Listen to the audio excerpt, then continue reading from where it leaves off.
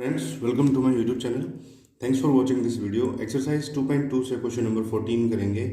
Lakshmi is a cashier in a bank. Lakshmi नाम की कोई लड़की है और वो किसी बैंक के अंदर कैशियर है। कैशियर एक ऐसा आदमी होता है जो कस्टमर्स के पैसों को जो है बैंक के अंदर जमा कराता है या बैंक से निकाल करके उनको वापस देता है। She has currency notes of denominations. उसके पास करेंसी नोट्स यानी कि नोट रखे हुए हैं। डिनोमिनेशन का मतलब होता है वैल्यू, यानी कि 100 रुपीज़ के नोट्स हमने देखे होंगे, 50 रुपीज़ के भी देखे हैं और 10 रुपीज़ के भी देखे हैं respectively. The ratio of number of these notes is 2:3:5। देखिए, इस क्वेश्चन का यहाँ तक कहने का मतलब ये है, लक्ष्मी नाम की कोई कैशियर है बैंक के अंदर और उसके पास जो नोट्स रखे हुए हैं कस्टमर्स को देने के लिए, वो रखे हुए हैं 100 रुपीज़ के नोट्स हैं, 50 रुपीज़ के नोट्स हैं और 10 रुपीज़ के नोट्स हैं। और उनका रेशो जो है, उनके नंबर का जो रेशो है वो है 2:3:5। यानी कि अगर 100 रुपीज़ के 2 नोट्स रखे हुए हैं तो 50 रुपीज़ के 3 नोट रखे हुए हैं और 10 रुपये के 5 नोट रखे हुए हैं। इसका मतलब ये है। अब इस 2 की जगह हम कोई नंबर x मान लें, मान लीजिए 2 × 100, तो 200 नोट्स हो जाएंगे 100 रुपीज़ के, 300 नोट्स हो जाएंगे 50 रुपीज़ के और 500 नोट्स हो जाएंगे 10 रुपीज़ के। इस तरह से है ये। फिर बोलता है the total cash with Lakshmi is 4 lakh. और ये जो टोटल मनी जो इसके पास रखा हुआ है उसकी टोटल वैल्यू जो है वो 4 लाख रुपए बनती है। How many notes of each denomination does she have.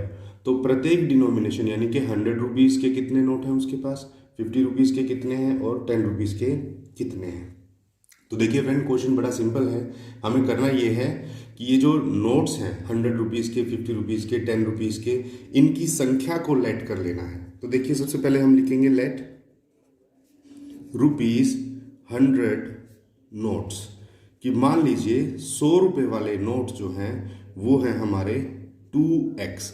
अब ये 2x कहाँ से आ गया? देखिए, हमने x तो मान लिया है संख्या को और 2 से मल्टीप्लाई इसलिए कर दिया क्योंकि ये रेशो में दिया हुआ है कि अगर x नंबर ऑफ नोट्स हैं तो उसको 2 से गुना करना है। फिर उसके बाद मान लीजिए ₹50 नोट्स, 50 रुपीज़ के नोट्स कितने होंगे हमारे पास, x इंटू में 3, तो यानी कि 3x हो जाएंगे। और उसके बाद ₹10 नोट्स, 10 रुपये के नोट्स हमारे पास कितने होंगे, 5 इंटू x यानी कि 5x। क्लियर? सबसे पहले तो हमने ये नोटों की संख्या को ही लेट कर लिया। हमने मान लिया कि 100 रुपये के नोट आपके पास 2x हैं, 50 रुपीज़ के नोट्स आपके पास 3x हैं और 10 रुपीज़ के नोट्स आपके पास 5x। अब क्वेश्चन क्या कहता है? क्वेश्चन ये कहता है कि ये जितनी भी नोटों की संख्या है और ये जितने भी नोटों की संख्या है और ये जितने भी नोटों की संख्या है, इनको अगर आपस में जोड़ दें तो टोटल अमाउंट बनता है 4 लाख। लेकिन इसमें यहाँ एक छोटी सी बात ध्यान रखने की, वो ये है कि अगर मैं ये 2x है, ये मेरे कौन से नोटों की संख्या है, 100 रुपीज़ की, तो मैं इसको 100 से मल्टीप्लाई करूँगा ना, तभी तो मेरे पास टोटल इन नोटों की वैल्यू आएगी। मान लीजिए यहाँ x की वैल्यु 10 आ जाए तो 10 इंटू 2 20, तो 20 तो नोट हैं सिर्फ, उनकी रुपीज़ में कन्वर्जन अगर हम करेंगे तो 100 रुपीज़ के 20 नोट्स की वैल्यू कितनी होगी, 2000 होगी। तो यानी 100 से मल्टीप्लाई करना पड़ेगा हमें इस नंबर को। ऐसे ही प्लस हमारे 50 रुपीज़ के नोट्स हैं 3x। अब 50 के नोट्स हैं तो 50 से मल्टीप्लाई भी करूँगा, है ना। प्लस 10 रुपीज़ के नोट्स हैं हमारे पास 5x और ये 10 रुपीज़ के हैं इसीलिए 10 से मल्टीप्लाई करूँगा। और इन सभी नोटों की वैल्यू का जो सम है वो है हमारे पास 4 लाख रुपीज़। बस यही आपकी इक्वेशन बन गई है, सिंपल इक्वेशन। अब इसी को हमें आगे सोल्व करना है। देखिए, 2x इंटू में 100, ये हो गया 200x, प्लस 3x इंटू में 50, ये हो गया 150x, क्योंकि 3 इंटू 50 150 होता है और x साथ में, प्लस 5x इंटू 10 यानी कि 50x is equal to 4 lakh. अब देखिए, तीनों x के वेरिएबल वाले नंबर्स हैं, ये तीनों आपस में ऐड हो जाएंगे तो 200 प्लस 150 350, 350 और 50 400 और ये पीछे x है, तो टोटल हमारा बन गया है 400x। क्लियर। अब 400x इज इक्वल टू बन गया है 4 लाख के। यहां से हमें x की वैल्यू निकाल लेनी है, तो x is equal to 4 lakh divided by 400। तो देखिए 2 जीरो से पीछे वाली 2 जीरोस कट गई और 4 1 जा 4, 4 1 जा 4, तो यहाँ पे 1 और ऊपर ये 3 जीरोस, तो x की वैल्यू यानी कि आपके पास आ गई है 1000। तो अब ये जो 1000 आई है ये वो वैल्यू है जो हमें यहाँ इनसे मल्टीप्लाई करनी है 2 से और 3 से और 5 से, क्योंकि हमारे पास ये अभी सिर्फ x की वैल्यू आई है, नंबर ऑफ नोट्स नहीं आए हैं अभी। तो देखिए अब हम नंबर ऑफ नोट्स निकालेंगे। सबसे पहले हम निकालते हैं number of 100 rupees notes. 100 rupees के जो हमारे नोट्स थे वो कितने थे हमारे पास, 2x, तो 2 हम यूं का यूं लिखेंगे, x की वैल्यू हमारे पास 1000 आ गई है।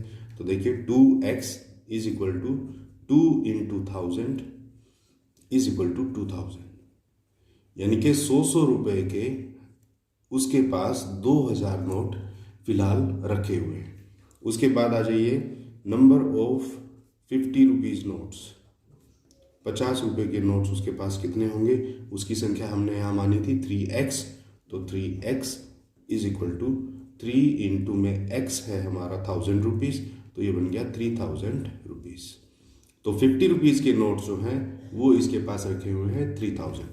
और उसके बाद आ जाइए 10 रुपीज़ नोट्स पर, तो नंबर ऑफ 10 रुपीज़ नोट्स कितने हैं हमारे पास, 5x, तो 5 इंटू एक्स, तो ये बना 5 इंटू एक्स की जगह क्या पुट करेंगे 1000 रुपीज़, तो 5 इंटू 1000 5000।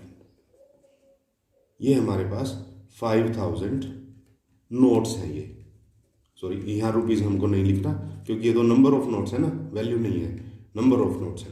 तो 100 रुपीज़ के 2000 नोट्स आ गए, 50 रुपीज़ के 3000 नोट्स हैं उसके पास, और 10 रुपीज़ के उसके पास 5000 नोट्स हैं। अगर आपको आंसर क्रॉस चेक करना हो तो आप इसको क्रॉस चेक भी कर सकते हो। देखो 5000 के 10 नोट्स हैं, तो 5000 को 10 से मल्टीप्लाई कर लेता हूँ, 50,000 तो ये हो गए, और 3000 के 50 के रुपीज़ के नोट्स हैं, तो 3000 इंटू 50 कर लेता हूँ, 1,50,000 ये हो गए, तो 1,50,000 और 50,000 2 लाख तो ये हो गए, और 2000 नोट्स हैं 100 रुपीज़ के, तो इसको 100 से करूँगा तो 2 लाख आंसर इसका आएगा।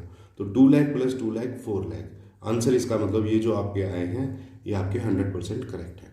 तो फ्रेंड ये था क्वेश्चन नंबर 14। आई होप आपको ठीक से समझ में आ गया होगा। नेक्स्ट क्वेश्चन के लिए मिलेंगे नेक्स्ट वीडियो में, तब तक के लिए थैंक्स।